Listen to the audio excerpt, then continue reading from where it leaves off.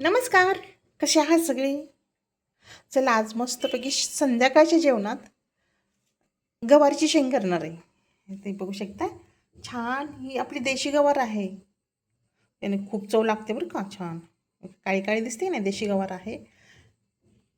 गवारची शेंग मी धुवून चिरून घेतलेली आहे. याच्यामध्ये टाकण्यासाठी कांदा, टोमॅटो, हिरवं वाटण, कोथिंबीर हे घेतलेलं आहे. आणि इकडे घेतलेले आहेत आपले मसाले. छान करणारे रस्सेदार मस्त. आता कढई इकडे गरम करायला ठेवलेली आहे गॅसवर. आपण त्याच्यामध्ये तेल टाकूया. तेल काय आपल्याला जेवढे प्रमाण पाहिजे तेवढं टाकायचं. जास्त तरी दिसण्यासाठी थोडंसं जास्त टाकले तरी चालतंय, पण आपल्याला तरी नको. सेहत के लिए अच्छा नहीं आहे ज़्यादा तेल खाना है ना. चला आता तेल टाकलेलं आहे. ह्याच्यामध्येच फोडणीला जिरा टाकते. अशी करायची. ह्याला मी काय म्हणते माहिती आहे का, संगीत शेंग. कारण का आपण सगळं कोण कोण फक्त गवार की नाही लसणाची फोडणी देऊन तिखट मीठ आणि शेंगदाण्याचं कूट टाकून करतं. अशी करायची सागर संगीत. मी याला नाव दिले संगीत शेंग. गवारीची संगीत शेंग आज करते. वाव, काय मस्त लागते चवीला ना. माय फेवरेट गवार. चला जिरं तडतडली आहेत. आपण टाकूया मसाला.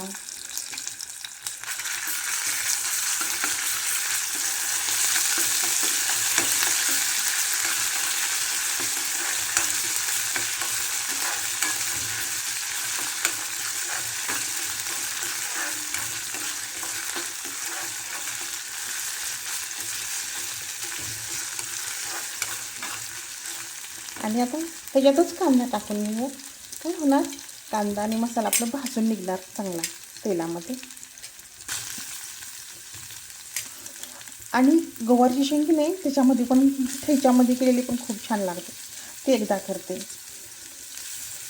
ते तर खूप म्हणजे गवार ही माझी फेवरेटच भाजी आहे. त्यामुळे अशा पद्धतीनं केली किंवा साधी सिंपल केली किंवा ठेचा टाकून केली, तिन्ही प्रकारे की नाही मला आवडते आणि मी करते. छान भाजू द्यायचं कांदा आणि वाटण तेलामध्ये.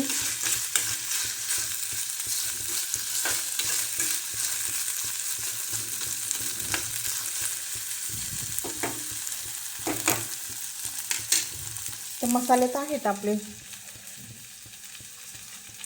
हळद, लाल चटणी, ह्याला एसूर म्हणतात, मसाला म्हणतात, चटणी म्हणतात. हे आहे घरगुती म्हणजे साठवणीचा मसाला ह्याला म्हणतात. इकडे धना पावडर, जिरा पावडर, गोडा मसाला.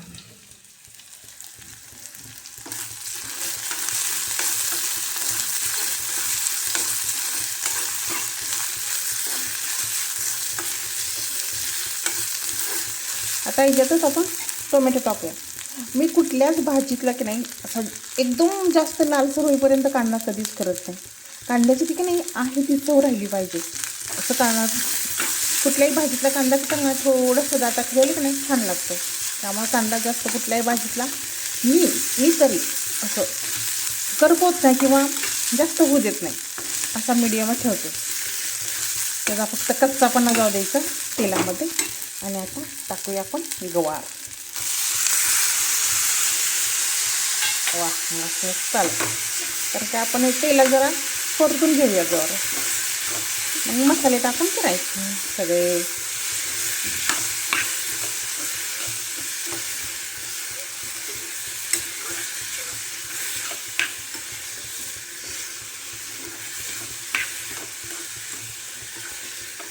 वा मस्त. आता आपण काय करूया, त्याच्यामध्ये मीठ टाकू.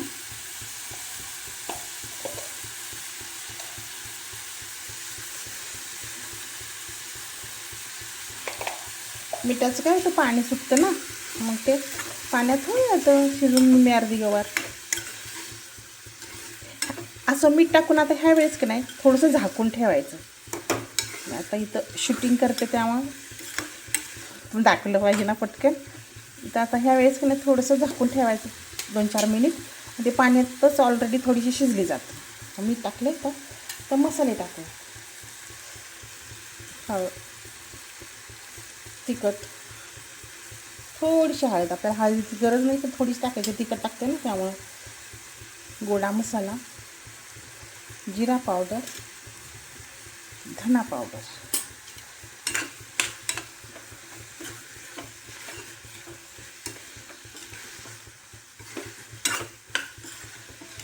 वा मस्त.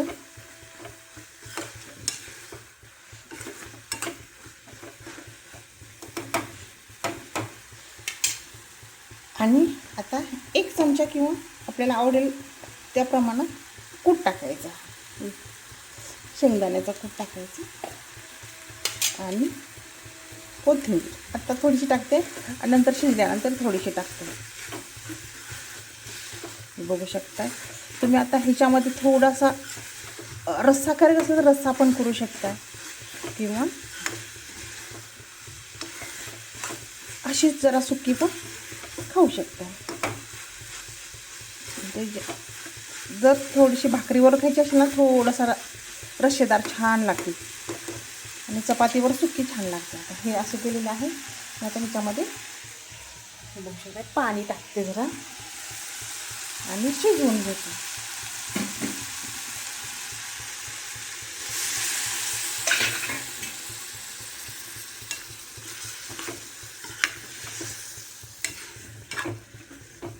वा,